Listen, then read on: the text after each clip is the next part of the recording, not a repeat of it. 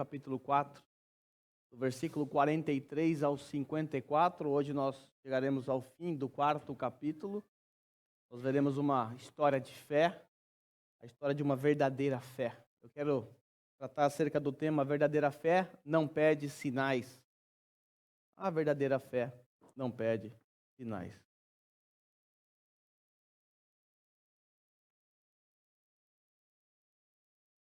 Diz assim a palavra do Senhor.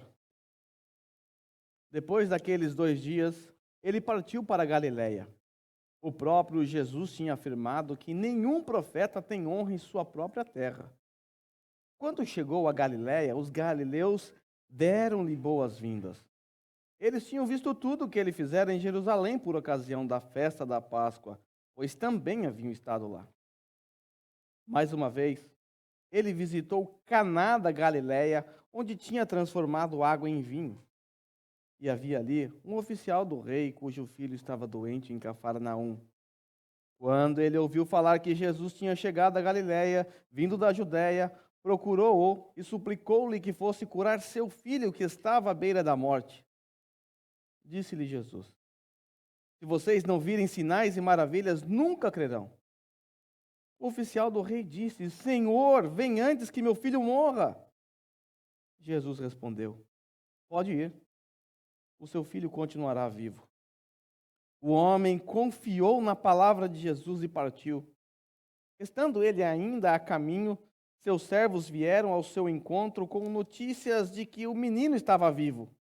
Quando perguntou a que horas o seu filho tinha melhorado, eles lhe disseram: a febre o deixou ontem, à 1h da tarde. Então o pai constatou que aquela fora exatamente a hora em que Jesus lhe dissera: o seu filho continuará vivo. Assim creram ele e todos os de sua casa. E esse foi o segundo sinal miraculoso que Jesus realizou depois que veio da Judéia para a Galiléia. Meus irmãos, nós estamos diante de uma história impactante. Eu quero que você pense de uma forma hipotética nesse momento. Vamos supor que você está com o seu filho à beira da morte. Há algum tempo já que ele está doente, ele vem piorando a cada dia ele está piorando. Você já gastou dinheiro demais, fez todos os tratamentos possíveis, gastou dinheiro com medicamentos, procurou todos os médicos, acessou tudo que você podia no YouTube para saber o que poderia ser feito para o seu filho não permanecer doente. Mas a condição dele só vem piorando cada vez mais. E agora chegou no estágio em que você percebe que você vai perder seu filho. Ele começa já a caminhar rumo à morte, e isso é muito fácil de perceber. E acende no seu coração aquele desespero, pois afinal não há mais nada para fazer, eu fiz tudo o que estava ao meu alcance. Aí então você descobre que lá em Tóquio há um doutor, ele é o único no mundo, ele é o único que se especializou em tratar de doenças como a que seu filho tem. E aí você descobre que todas as pessoas que passaram por ele, todas sem exceção, foram curadas. Eu pergunto, o que você faria? Certamente você pegaria seu filho, colocaria ele num avião, ou colocaria no Shinkansen, ou ia de carro desesperadamente até a porta desse doutor, pois afinal, você já tentou de tudo. Agora há uma esperança para o seu filho. Tenho certeza que é exatamente isso que você faria. E essa é a verdade que nós vamos encontrar nessa história. Um pai desesperado, porque o seu filho estava à beira da morte, conforme o texto nos diz. Um homem de alta patente, um oficial de Roma, alguém com recursos, que certamente já havia tentado de tudo, mas sem nenhum resultado. E agora ele descobre que Jesus estava chegando, vindo da Judéia para a Galiléia. E ele vai até Jesus, porque Jesus agora era a sua última esperança. Jesus agora era a última solução que ele tinha, pois, do contrário, se Jesus não fizesse nada, seu filho morreria, porque ele já estava à beira da morte. E é exatamente isso que nós encontraremos nesse texto.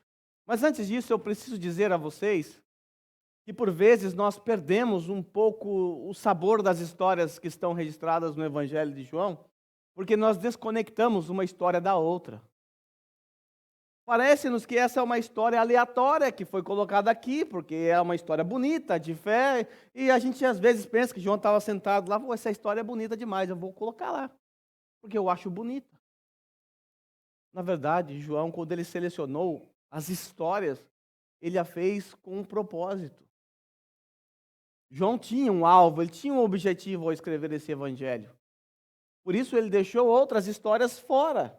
Talvez você imaginou que, nossa, mas tem aquela outra história lá que foi mais impactante que Mateus contou. Por que João não colocou aqui? Porque ela não se encaixava no seu propósito. Lá no capítulo 20, versículo 30 e 31, João deixou muito claro o seu propósito. Ele diz que Jesus realizou na presença dos seus discípulos muitos outros sinais que não estão registrados neste livro. Estes, porém, esses milagres ou esses sinais foram escritos para que vocês creiam o quê? Que Jesus é o Cristo, o Rei, o Messias.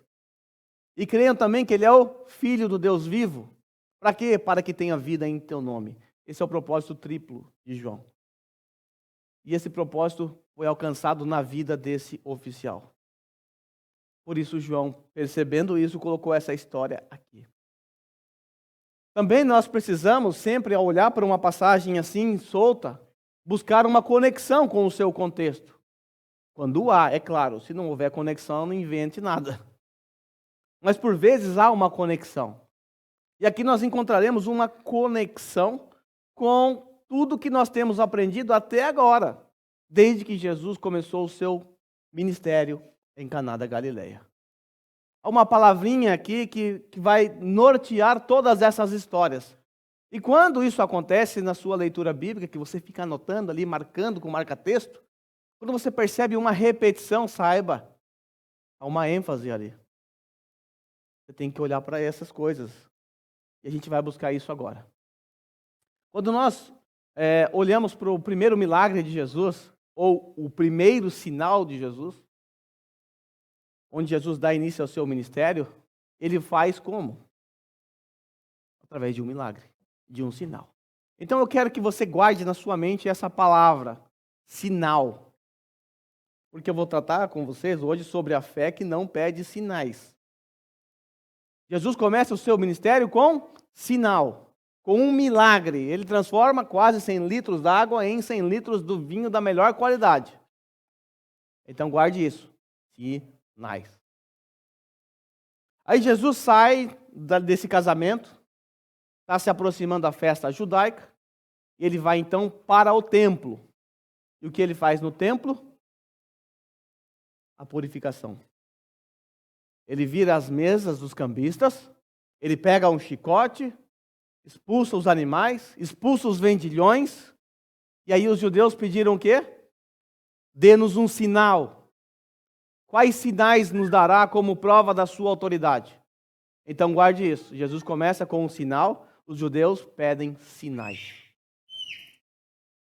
Aí nós ainda continuamos lendo o capítulo 2. Nós chegamos no finalzinho ali do capítulo 2. Nós encontramos 3 versículos que funcionam como o versículo de ligação entre as histórias que nós estamos estudando. O texto nos diz que Jesus permaneceu em Jerusalém na festa da Páscoa e ali ele realizou muitos sinais, muitos milagres para os judeus. E o texto nos diz que os judeus creram em Jesus. Só que o texto também nos diz que Jesus rejeitou essa fé. Jesus rejeitou essa crença, sabe por quê? Porque eles creram nos sinais. É uma fé baseada nos sinais, nos milagres que Jesus estava realizando. Então o texto nos diz que Jesus conhece o coração do homem, que ele não precisa que ninguém dê testemunho a respeito do homem, que ele não confiava neles, porque era uma fé espúria. Não era uma fé genuína, verdadeira. Mas Jesus realizou os sinais. Aí nós entramos no capítulo 3. Nicodemos, uma autoridade entre os judeus, vai até Jesus. Ele diz o quê? Sabemos que ensinas da parte de Deus. Pois ninguém pode fazer o que estás realizando se Deus não estiver com ele. O que Jesus estava realizando na Páscoa? sinais. Nicodemos procura Jesus porque ele viu Jesus realizando sinais no templo. E aí Jesus, que conhece o seu coração, sabe que ele foi até Jesus por conta da sua fé, dos sinais, não por conta da fé verdadeira, porque ele não era um convertido. Jesus disse: é preciso nascer de novo. Aí nós entramos no 4º capítulo, nós encontramos a mesma realidade, a mesma verdade. O Senhor Jesus conhece o coração da mulher samaritana. Ele vai até o poço, cansado, com sede. Nisso vem a mulher samaritana, começamos aquele diálogo que nós vimos já no último sermão. Aí Jesus toca na ferida daquela mulher, vai chamar seu marido. Ela percebe que está diante de um profeta. Aí Jesus disse: não, eu sou o Cristo. É esse que está falando com você, eu sou o Cristo. Ele se revela a ela, ela imediatamente larga seu cântaro, vai para a cidade, conta para os seus compatriotas, anuncia: será que ele não é o Cristo? Aí eles vão até Jesus no poço, veem Jesus, escutam um pouquinho e suplica a ele que permaneça com eles. E aí Jesus fica com eles por 2 dias. Por isso o texto que nós estamos lendo começa assim: depois daqueles 2 dias. Os 2 dias que Jesus permaneceu com os samaritanos. O que aconteceu em Samaria? O que ocorreu em Samaria? Sabe o que ocorreu? Os samaritanos, agora pense no contraste. Jesus começa seu ministério, vai lá no templo. Os judeus creem com uma fé espúria.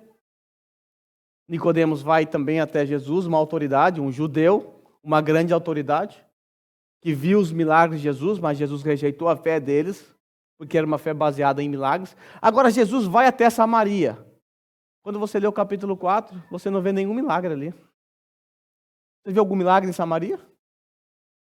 Jesus não realizou nenhum milagre em Samaria. Olha que contraste. Sabe o que aconteceu em Samaria? Vamos ler. Capítulo 4, versículo 40 em diante. Assim, quando se aproximaram dele, os samaritanos insistiram que ficasse com eles. E ele ficou 2 dias. E por causa da sua palavra. Percebe o contraste? Não é por causa dos sinais. Por causa da sua palavra, muitos outros creram e disseram à mulher: agora cremos, não somente por causa do que você disse, pois nós mesmos o ouvimos e sabemos que este é realmente o Salvador do mundo. Consegue perceber o que João quer nos mostrar? Em Jerusalém foi realizado muitos sinais. Eles creram, entre aspas. Mas Jesus olhou, não. Em Samaria, Jesus não realizou nenhum sinal. E eles creram. Entenderam que Jesus é o Salvador do mundo. Eles entenderam que Jesus é o Cristo, porque Jesus tinha se revelado àquela mulher como Cristo, como Messias. E agora, nós chegamos num texto como esse. É uma progressão, há um desenvolvimento linear dos pensamentos de João. E os sinais aparecerão aqui também. O texto vai mostrar a nós, João vai nos mostrar que a fé verdadeira é uma fé que não se preocupa e que não pede sinais. Porque uma fé não pode ser baseada em sinais, em milagres. Eu sei que há muitas igrejas por aí que funcionam assim. A sua filosofia é essa: vá lá para ser curado. Campanha de curas e libertação. E as pessoas vão por causa dos milagres. Porque estão doentes. Ou porque querem restaurar o seu casamento. Quando isso acontece, essas pessoas não voltam nunca mais para a igreja, geralmente. A fé verdadeira, ela não é baseada em sinais. A Bíblia diz assim lá em Romanos: a fé vem pelo ouvir e ouvir a palavra de Cristo. O texto não diz a fé vem pelo ver ou contemplar sinais. A fé vem pelo ouvir. A fé verdadeira brota no nosso coração quando nós ouvimos a palavra de Cristo, não quando nós vemos sinais, milagres. Tenho certeza que com vocês, a maioria de vocês, vieram à conversão não porque viram milagres, mas porque alguém pregou o Evangelho, o Espírito Santo atuou no coração de vocês e vocês creram. A verdadeira fé, ela vem por ouvir a palavra de Cristo. Então, o Senhor Jesus Cristo, depois de 2 dias, ele se atrasou para chegar na sua terra natal ali, na terra natal, não porque ele nasceu ali, nós sabemos que Jesus nasceu em outro lugar, em Belém, mas ele foi criado na Galileia. Então, depois de 2 dias, Jesus está voltando agora para a sua cidade. Lembra que ele lá no capítulo 4 é dito que ele precisou passar por Samaria e ele ficou 2 dias. 2 dias foram suficientes para que a fama de Jesus se espalhasse na Galileia. Então ele ficou muito popular na Galileia. E nós vamos ver daqui a pouco que os galileus receberam Jesus, deram boas-vindas a Jesus. Mas o texto nos mostra, ou João, ele faz um comentário interessante, do nada, assim, que parece que está solto, perdido, mas não está. Após dizer que depois de 2 dias ele partiu para a Galileia, onde vivia, onde morava, João abre um parêntese e diz assim: o próprio Jesus tinha afirmado que nenhum profeta tem honra em sua própria terra. Poxa, mas o que isso tem a ver com o texto? Por que João está fazendo esse comentário? Lembre-se, irmãos, João, quando ele escreveu esse evangelho, ele o fez décadas depois da ressurreição de Jesus. Então todas as coisas já tinham se passado, todas as histórias já haviam acontecido, e conforme nós lemos lá em João 17, na promessa de Jesus, o Espírito Santo fez os discípulos se lembrarem de tudo aquilo que eles haviam aprendido de Jesus. Por isso ele registra com precisão, porque o Espírito Santo é que estava inspirando João. E nesse momento João se lembrou do que Jesus havia dito em certa ocasião. O profeta não tem honra em sua própria casa. E aí quando nós olhamos os textos que diz, ou no sinóptico, os textos que são referentes a essa citação, nós vamos descobrir que era uma referência a Nazaré, que era onde Jesus morava. Nós vamos descobrir que os nazarenos, eles rejeitaram Jesus. Lembra? Não é esse o filho de José, nós não conhecemos seu pai, sua irmã, suas irmãs. Com desdém, porque eles não criam em Jesus. A fé desses nazarenos não era uma fé no Cristo. Na verdade, o texto também nos diz que Jesus não realizou muitos sinais ali por conta da incredulidade deles. Certa feita, nosso Senhor Jesus Cristo foi numa sinagoga e ali ele abre um rolo e começa a falar sobre o profeta Isaías. O Senhor me ungiu. E ele fala que é referente a ele. Aí eles ficaram irritados com Jesus. Aí Jesus então faz uma citação do profeta Elias. Ele cita também Eliseu. Eles começam a ficar mais irritados ainda. Sabe o que eles fizeram com Jesus? Os galileus pegaram Jesus, levaram no alto de uma montanha, a fim de jogá-lo para baixo. Esses são os galileus. É a terra de Jesus. É a terra de Jesus. Então, eles estavam, como a gente vai ver daqui a pouco, honrando Jesus. Porque o texto vai nos dizer que eles deram boas-vindas para Jesus. Mas nós não podemos perder João capítulo 2, versículo 23, 24 e 25 da nossa mente de vista. Enquanto estava em Jerusalém, na festa da Páscoa, muitos viram os sinais miraculosos que ele estava realizando e creram em seu nome. Mas Jesus não se confiava a eles, pois conhecia todos, não precisava que ninguém lhe desse testemunho a respeito do homem, pois bem sabia o que havia no homem. Esses galileus, a seguir, darão boas-vindas a Jesus, mas Jesus conhece o coração deles. Jesus conhece a fé deles. Jesus sabe que tipo de fé é essa, e Jesus vai rejeitar esse tipo de fé. Veja aí. Quando chegou a Galileia, aqui por Galileia entenda-se Nazaré, por conta da citação anterior, e também por conta da movimentação que Jesus vai fazer depois para Caná. Quando chegou a Galileia, os galileus deram-lhe boas-vindas. Oh, povo crente, não? Receberam bem Jesus. Agora, deixa eu dizer algo a vocês. Galileia, ou Nazaré, vamos especificar um pouquinho melhor isso. Nazaré era uma cidadezinha insignificante. Uma cidadezinha rejeitada. Ser um nazareno não era lá das melhores coisas, não. Lembra no capítulo 1, quando Natanael, ele apresentam a Jesus a ele, ele é o Messias e tal, ele diz assim, por acaso pode vir algo bom de Nazaré? Lembra que Nicodemos, quando ele está defendendo Jesus lá no Sinédrio, porque estavam acusando Jesus sem antes ouvi-lo, aí os religiosos ali, o Sinédrio, dá uma olhada aí na lei, vê se há profeta em Nazaré, vê se há profeta na Galileia. Então, ser um galileu não era lá das melhores coisas. Não xingar alguém era chamar de galileu. Tá? Então, Jesus agora, como um galileu, começa a ganhar notoriedade por conta do que ele fizera lá em Jerusalém. Ele realizou muitos milagres, ele chamou a atenção para si, está todo mundo de olho neles, e agora os nazarenos estão felizes. Ok, temos um representante. Alguém da nossa cidade. Vamos dar boas-vindas a eles. A ele. E eles dão boas-vindas. Mas olha o comentário que João faz.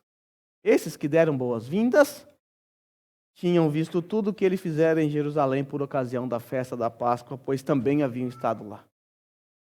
João deixa claro para nós que esses galileus tinham visto os sinais que Jesus realizou lá em Jerusalém. Eles estavam atrás de Jesus não pelo que ele é, mas pelo que ele podia fazer. Eles eram, na verdade, curiosos, eles queriam ver os milagres. Jesus vai dar uma dura neles aqui nesse texto. Eles queriam ver os milagres acontecendo. Pois afinal, isso chama atenção. Né? Quando apareceu no passado o tal de Dr. Fritz lá no Brasil, todo mundo queria ver a coisa acontecendo. Aqui estão os galileus, indo até Jesus, mas não com uma fé genuína e verdadeira. Apenas por curiosidade, ou uma fé nos milagres.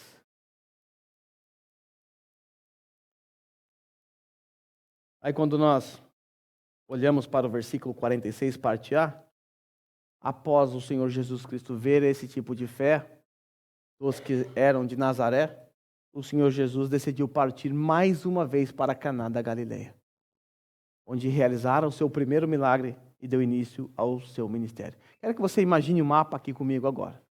Né? Aqui na parte de baixo nós temos a Judéia, onde está Jerusalém, região da Judéia. Depois nós temos a região de Samaria. Aqui em cima nós temos uma região chamada Galileia.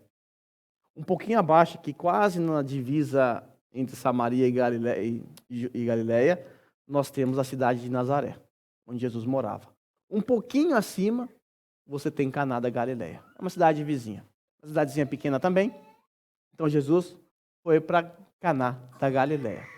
Certamente foi seguido por muitas pessoas, curiosos, que queriam ver o sinal de Jesus. Mas o texto diz que ele sai de Nazaré. Por quê? Porque um profeta não tem honra na sua própria casa, na sua própria terra. E essa terra aqui não diz respeito apenas à sua cidade, Nazaré. Diz respeito à Galileia como um todo. Porque a Galileia como um todo não foi bem receptiva, espiritualmente falando, com relação a Jesus. Tá? Então ele vai para Caná da Galileia, onde provavelmente ele tinha parentes também. E quando ele chega em Caná da Galileia, João nos relata que havia ali um oficial do rei. Quem é esse rei? Esse rei é Herodes. Na verdade, eles não chamavam Herodes de rei, né? Porque Herodes não era um rei. Mas acabou que ele ficou conhecido como rei. Por quê? Porque nessa época, a Roma era governada por 4 oficiais, chamado de tetrarcas, né? 4 oficiais romanos que governavam. E havia um chamado Herodes Antipas, que governava essa região. Foi o mesmo que mandou cortar a cabeça de João Batista, só para que você fique sabendo. Esse homem, esse oficial do rei, ou seja, uma alta autoridade, alta patente, alguém que trabalhava dentro do Império Romano, estava com um filho doente, à beira da morte, em Cafarnaum. Então, Nazaré, Caná da Galileia, um pouquinho mais acima, assim, indo para a direita, você vai ter Cafarnaum, próximo do lago Tiberíades, ou mar Tiberíades. ele deixou o seu filho lá enfermo e foi até a Galileia. Ou provavelmente estava já na Galileia. De Caná até Cafarnaum dá em torno de 30 quilômetros. Não era longe, era pertinho. Deixou o seu filho lá. E o texto nos diz que quando ele ouviu falar que Jesus tinha chegado à Galileia, por quê? Porque Jesus era agora uma pessoa muito popular. Alguém que realizava milagres e arrastava multidões. Era aqui o início da sua popularidade, ascendente, crescendo em popularidade. Então ele ficou sabendo, provavelmente porque viu todo o tumulto, que Jesus estava na cidade. E ele ficou sabendo que esse Jesus é aquele que realizava milagres. Então, esse oficial, ele vai até Jesus, ele procura Jesus, ele quer saber onde ele está, ele procura, ele encontra Jesus, e quando ele encontra, ele suplica-lhe que fosse curar seu filho. Suplica. Ele implora. Essa é a ideia da palavra. Agora, ele era um oficial de Roma. Jesus não era ninguém, era um nazareno. E ser nazareno não era uma boa coisa. Na mente dele era só um Zé Ninguém, qualquer um ali, Nazaré, qualquer pessoa. Mas esse homem, ele vai até Jesus e ele se rebaixa ao ponto de suplicar a um galileu, a um nazareno que lhe ajude. A essa altura, Jesus já era visto com preocupação por Roma, porque as pessoas estavam seguindo e havia uma esperança messiânica em Jerusalém. Então esse oficial romano estava colocando até mesmo a sua vida em risco, porque ele poderia ser considerado um traidor de Roma. Mas ele não se importou. Ele apenas queria que seu filho fosse curado. Era um pai desesperado, que via em Jesus apenas um curandeiro. Era uma fé num curandeiro. E a gente vai perceber que a fé desse oficial vai crescendo. A princípio, ele só vai lá porque ele quer que seu filho seja curado. Essa é a única intenção dele. Porque essa é a única esperança. Então, ele suplica a Jesus. Ele desce do seu posto, se rebaixa e pede ajuda para um nazareno. Que vergonha, não? Mas ele não se importa com isso. Porque ele tem um filho à beira da morte. Quando a gente tem alguém à beira da morte, nós não nos preocupamos com mais nada. Exatamente. Aí ele pede ajuda a Jesus. E aí nós esperamos uma resposta de Jesus do tipo: ok, eu vou lá na tua casa, para afinal, a Cafarnaum é ali mesmo. Fica a 30 quilômetros, ele era um oficial romano, tinha os melhores cavalos. Rapidinho chegava lá, tranquilão. Em torno de 3h30, 4 horas, chegava lá em Cafarnaum, curava o menino, voltava para casa, pregava, anunciava que ele é o Cristo também em Cafarnaum. Olha que beleza. Mas Jesus responde de forma estranha, aparentemente. Jesus diz assim: se vocês não virem sinais e maravilhas, nunca crerão. Poxa, Jesus, acho que essa não é uma resposta boa para dar para um pai que está com o filho morrendo. Mas veja que Jesus não está respondendo para ele diretamente. Também está. Mas perceba que está no plural. Se vocês não virem sinais e maravilhas, nunca crerão. Porque a fé desses galileus era uma fé baseada em milagres. Eles tinham que ver para crer. Eles creram lá em Jerusalém. E agora eles queriam ver de novo. Eles estavam atrás de Jesus, estavam procurando Jesus porque eles queriam ver Jesus. Eles eram curiosos. Se vocês não virem sinais, vocês nunca crerão. Vocês precisam de sinais para crer. Lembre-se, uma fé baseada em sinais é uma fé espúria. Qualquer fé que não é baseada na palavra de Deus é uma fé espúria. Qualquer conversão que não seja com base no que você aprendeu, leu, foi convencido pela palavra de Deus acerca da sua condição, acerca do que Cristo fez, sinto muito, é uma fé espúria. Porque a fé vem pelo ouvir a palavra de Cristo. A fé não vem pelo que os outros dizem, a fé não vem pelo que você sentiu, a fé vem pelo que está escrito aqui. Aquilo muda o nosso coração. A palavra de Deus transforma e nos purifica. Os galileus eram assim. Curiosos. Nisso, o oficial do rei diz assim: Senhor, vem antes que o meu filho morra. Ele está dizendo assim: olha, eu não estou preocupado com os sinais, eu não sou curioso como esses aqui, eu só quero que meu filho viva. Eu não vim aqui para ver os seus sinais. Eu vim aqui porque eu acredito que o Senhor pode fazer algo em prol do meu filho. É uma fé que começa já a crescer, começa a melhorar. E é interessante como ele se refere a Jesus. Senhor, ai que palavra linda. Talvez a gente pense que Senhor significa só respeito. Senhor, por favor, passe aqui. Você fala isso para um idoso. Questão de respeito. Hoje em dia já não existe mais isso, infelizmente.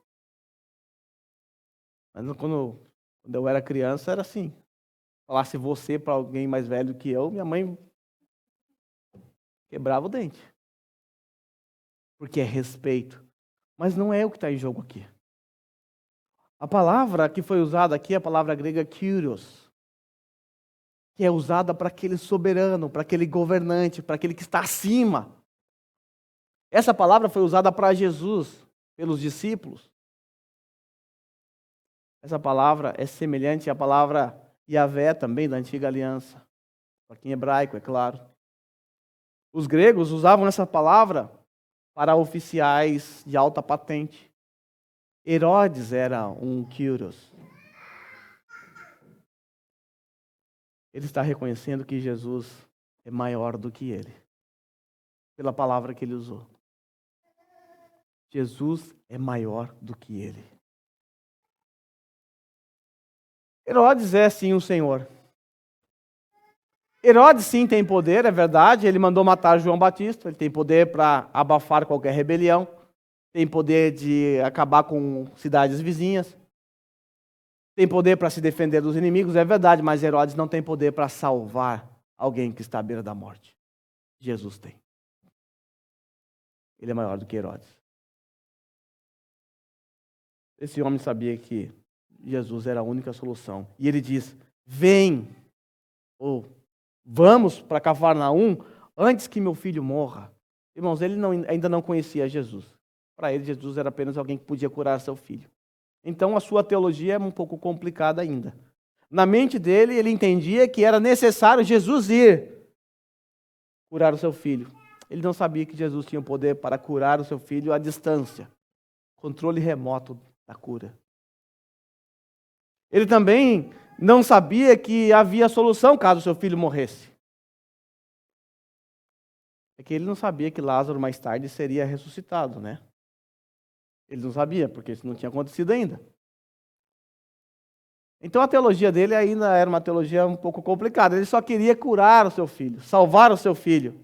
Mas Jesus pode curar à distância e também pode chamar da sepultura alguém que morreu. Aí Jesus então diz, o oficial diz: então vem, Senhor, vem. Aí Jesus responde assim: pode ir. Peraí, pode ir? Jesus, peraí, né? Custa nada ir ali em Cafarnaum, dar um pulinho ali rapidinho. O filho dele está morrendo. Pode ir. O filho vai continuar vivo. Lembra da história hipotética que eu contei na ilustração? Você chegou lá em Tóquio com seu filho doente, à beira da morte, morrendo. Aí você encontra o doutor lá, que pode curar seu filho, você bate na porta dele. Pois não?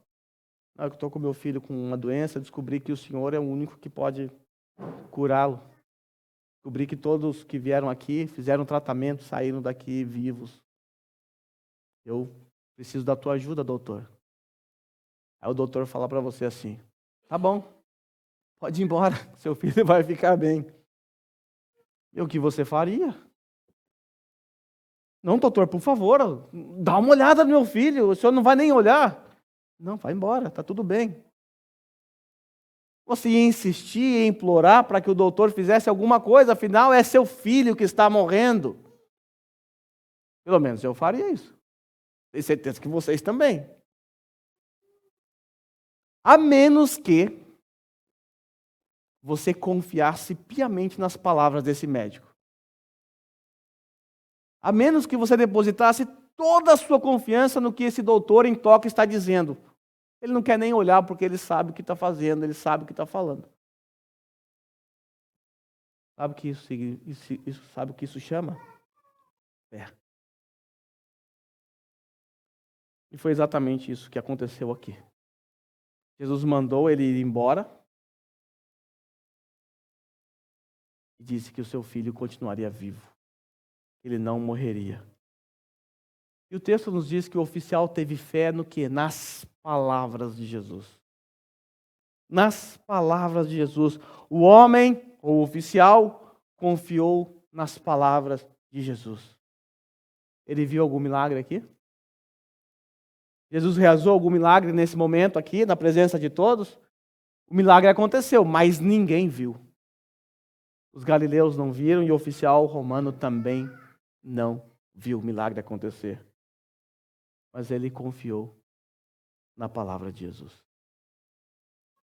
Os samaritanos também haviam confiado nas palavras de Jesus e creram que ele é o Salvador do mundo. Agora nós temos um oficial romano que tem a sua fé progredindo. Agora ele começa a confiar, a acreditar na palavra de Jesus. Uma coisa é você ir no curandeiro. Outra coisa é o curandeiro falar, vai embora que seu filho vai ficar bem, e você acreditar. Já temos uma progressão na sua fé. Ele de fato acreditou que Jesus poderia curá-lo. Como eu sei disso? Pelo que João registrou nos versos seguintes. Esse milagre então foi comprovado pela família dele também. Ele comprovou o milagre e toda a sua família creu. Estando ele ainda a caminho, seus servos vieram ao seu encontro com notícias de que o menino estava vivo. Quando perguntou a que hora seu filho tinha melhorado, eles lhe disseram, a febre o deixou ontem, a 1h da tarde. Essa informação não está solta aqui, meus irmãos. Quando Jesus disse, vá embora, o seu filho vai ficar vivo, que horas era? 1h da tarde. Agora, quando ele vai ao encontro do seu filho, no meio do caminho, seus servos vêm até ele e diz, a febre o deixou ontem, no dia anterior. Isso significa que esse homem não foi embora. 1h da tarde. Se ele fosse embora naquele momento, ou seja, não, eu preciso ver se é verdade mesmo que se Jesus está falando. Ele não foi embora. Ou ele ficou ali, naquela redondeza, naquela região, resolvendo algum negócio de Roma, ou ele dormiu no meio do caminho, em alguma pousada. Porque de cavalo daria em torno de 4 horas. Se ele saísse dali 1h, lá pelas 5 ele estava em casa. Não pegasse muito semáforo, muito trânsito, né? Fosse pela Coçoco, chegaria lá em 4 horas. E ia ver seu filho. Mas esse homem não foi. Ele só foi no outro dia. Porque ele realmente confiou nas palavras de Jesus. Do contrário, ele teria ido rápido, desesperado. Tá? Talvez na sua versão está a 7h. A 7h é uma maneira de contar o relógio romano, tá? Mas é 1h da tarde. Meus irmãos, quando nós lemos Mateus capítulo 8, versículo 5. Vira a página da sua Bíblia. Vamos ler essa história. É uma história semelhante. Eu quero ler com vocês. É a história de um centurião, ou seja, um oficial romano, que vai ao encontro de Jesus e pede também por socorro. Ao que tudo indica, essa história que eu vou ler agora para vocês, ela aconteceu na vida de um centurião que conhecia a história que nós estamos estudando. Por quê? Por 2 razões. Por 3 razões, aliás. Primeira razão, ambos eram oficiais de Roma. Segunda razão, o milagre aconteceu no mesmo lugar. Ambos eram de Cafarnaum. E Cafarnaum é desse tamanho. Em terceiro lugar, pela maneira como ele se refere a Jesus, ou pela maneira como ele se dirige a Jesus no que diz respeito ao milagre propriamente dito. Agora vamos ver essa história. Entrando Jesus em Cafarnaum, dirigiu-se a ele um centurião. Um centurião é alguém que cuidava de uma centúria, ou de 100 oficiais romanos. Era uma alta patente, né? Entrando Jesus em Cafarnaum, dirigiu-se a ele um centurião pedindo-lhe ajuda. E disse: Senhor, meu servo está em casa, paralítico e em terrível sofrimento. Provavelmente houve um acidente, alguma coisa aconteceu e essa pessoa se tornara paralítico há pouco tempo, porque ainda estava em sofrimento. Aí Jesus faz o contrário com esse centurião. Ao invés de dizer, vai, ele vai ficar bem, Jesus disse, eu irei curá-lo. Eu vou até a casa da tua casa. Eu vou lá. Veja como Jesus ele age de maneira diferente, né? Então cada um ele age de um jeito. Para um cego ele cura simplesmente, para o outro ele faz lodo no barro com cuspe, passa no olho, manda lavar. Jesus tem sua maneira de trabalhar. E esse centurião, que provavelmente conhecia a história que nós estamos estudando, ele disse assim, Senhor, não mereço receber-te debaixo do meu teto, mas dize apenas uma palavra. Uma palavra. De onde ele aprendeu isso?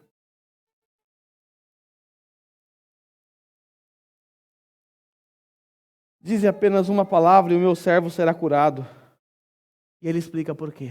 Porque eu também sou homem sujeito à autoridade e com soldados sobre o meu comando. Eu digo a um, vai, e ele vai. Eu digo a outro, venha, e ele vem. Diga aos meus servos, façam isso, e ele faz. Aí Jesus curou aquele homem à distância também. O que foi preciso fazer para Jesus curar aquele paralítico? Apenas uma palavra.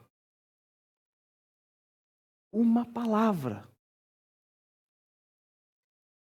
O que precisa Jesus fazer para reverter a situação de um incrédulo? Uma palavra.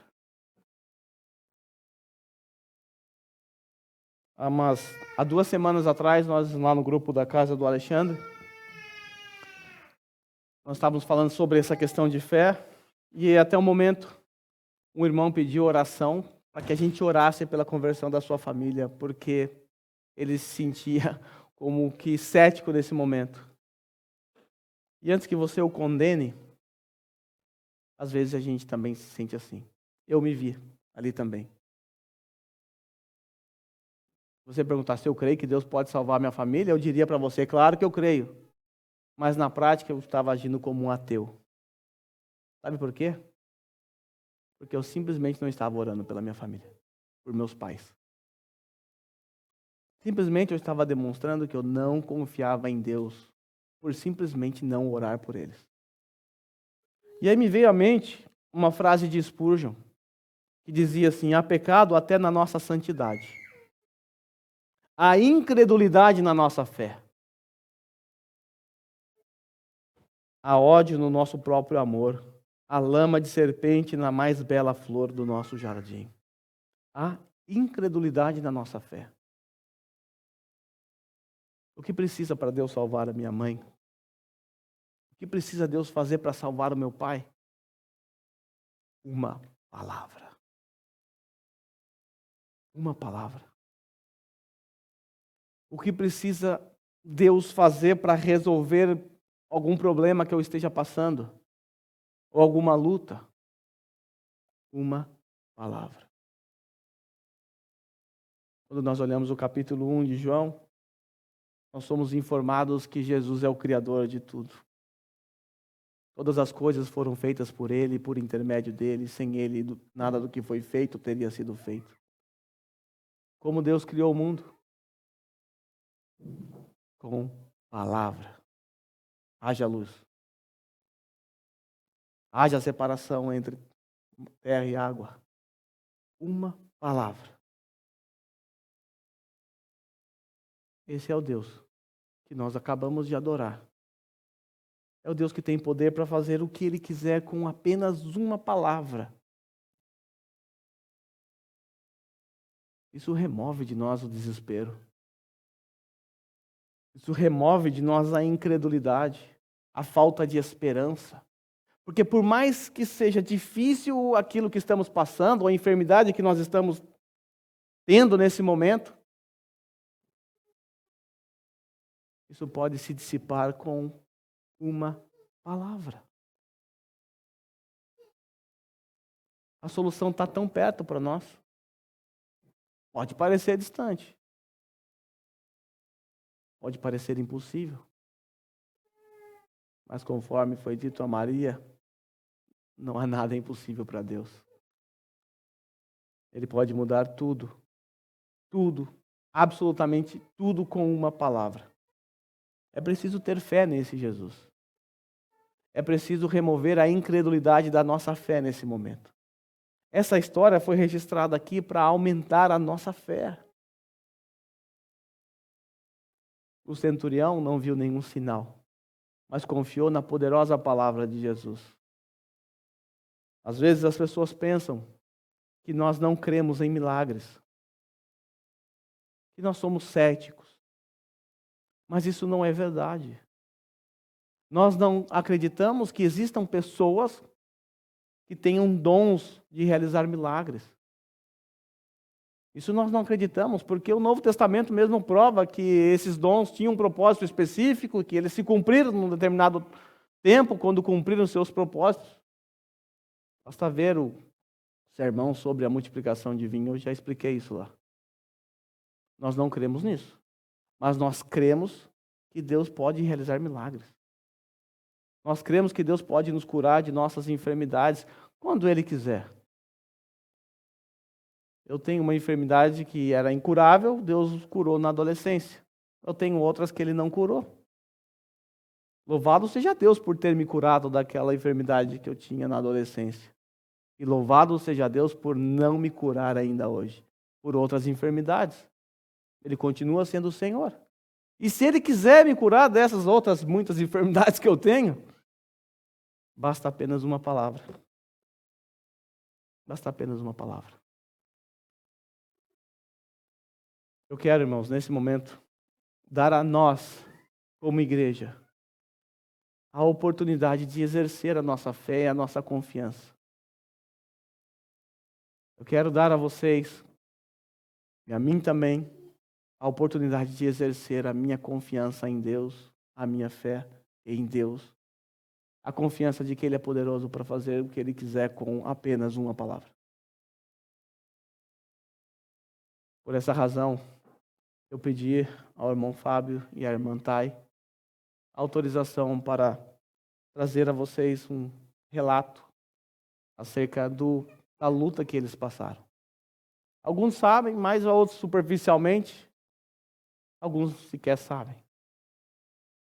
E eu não vou privá-los de crescer com o sofrimento dos nossos irmãos. E ao fim nós vamos orar por eles.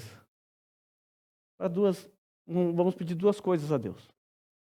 A primeira, acima de tudo, é que Deus haja com um grande poder na vida do Léo.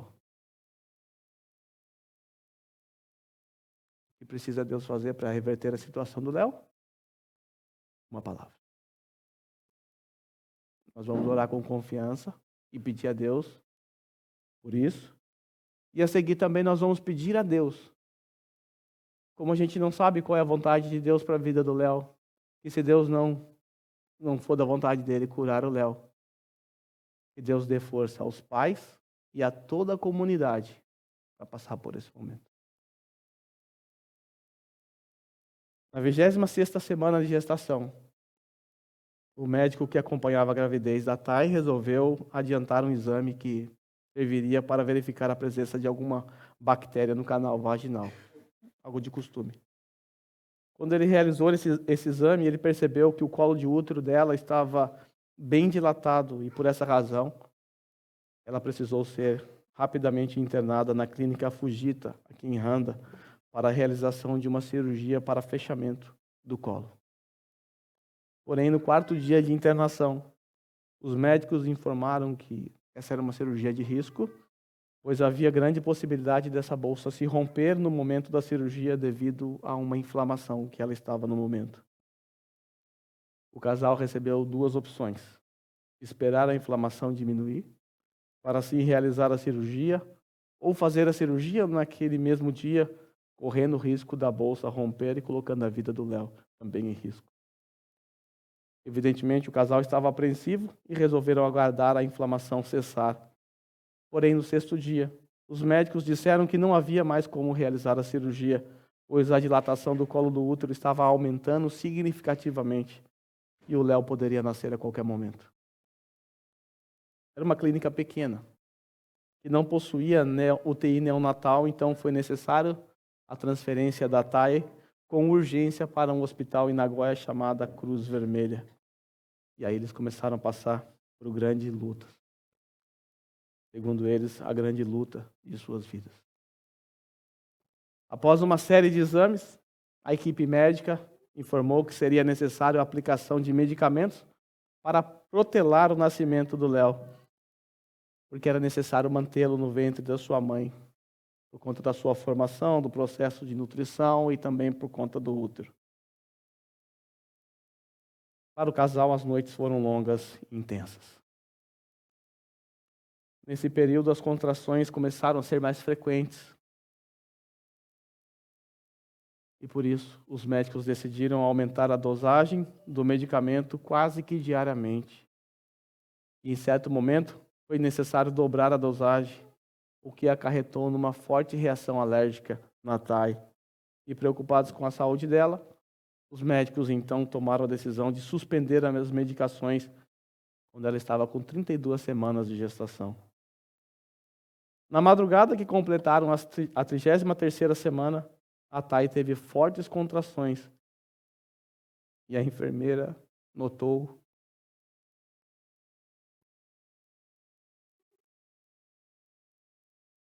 que os batimentos cardíacos do Léo, é difícil ler isso quando você é pai,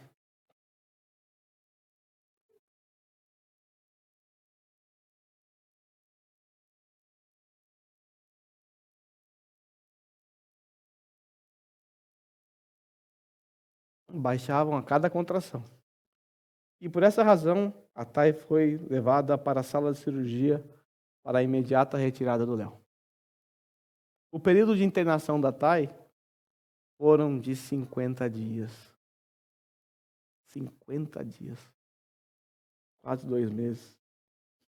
Pela graça de Deus, pela bondade de Deus, o Léo veio ao mundo no dia 25 de novembro, a 1h59, pesando 1.590 quilogramas, medindo 40 centímetros. É evidente que ele nasceu por conta de ser prematuro, com dificuldades respiratórias, e teve que ficar por 3 dias respirando com auxílio de aparelhos. Ficou um pouco mais de uma semana numa incubadora. E depois ele foi transferido para uma área de crianças sem riscos. O médico que acompanhava o Léo informou o casal que eles teriam alta médica no dia 25 de dezembro, pois o Léo estava saudável e poderia ir para casa. Só que na semana da alta, após realizar um exame mais detalhado do cérebro do Léo, o médico informou que o Léo havia sido diagnosticado com uma lesão cerebral, conhecida como leucomalácia periventricular, e por essa razão ele teria que ficar internado por mais uma semana. No dia 7 de janeiro, o Léo teve alta e pôde ir para casa. Ao todo, o Léo passou 40 dias internado. Veja quanto tempo. A Thay ficou internada, depois o Léo ficou internada e a Thay ficou na sua casa e o Léo no hospital. Essa lesão cerebral, resumidamente, consiste na ausência de massa cefálica em algumas regiões do cérebro. E as áreas afetadas, em tese, podem trazer dificuldades no sistema motor e cognitivo do Léo, além de outras possibilidades. As lesões são significativas, apesar de não serem visíveis, e por isso, desde já, o Léo recebe tratamento fisioterápico 3 vezes na semana. Essa é a situação do pequeno Léo. Os médicos talvez diriam que é uma situação irreversível, mas nós, como cremos em Cristo Jesus, cremos no poder da sua palavra, Nós não podemos ser céticos e deixar de acreditar que se Jesus com uma palavra disser algo nessa direção, não será uma criança normal. Nós não sabemos o que Deus vai fazer na vida do Léo. Mas no mínimo nós temos que acreditar que Jesus é poderoso o suficiente para com uma palavra mudar esse quadro. Afinal, foi Ele que fez o Léo. E o Léo nasceu para a glória de Deus. Eu quero então, nesse momento, junto com a igreja, chamá-los aqui à frente.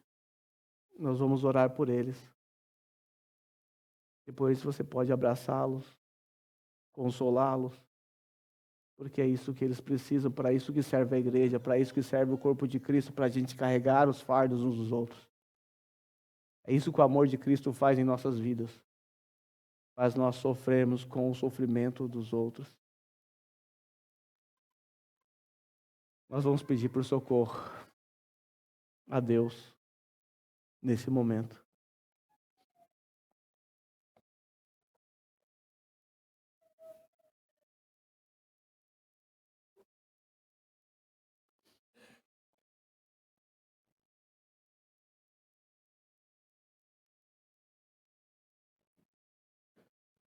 Esse é o guerreiro Léo. Vamos colocar em pé.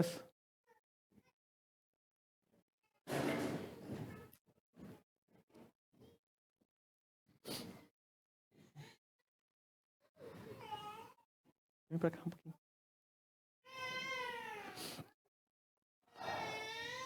Meus irmãos, eu quero que vocês orem não só hoje. Não só hoje.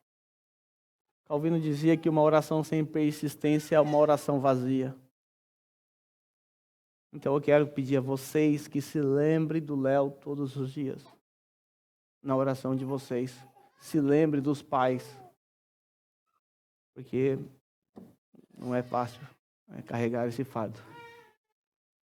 Então se lembre deles, por favor. Vamos orar.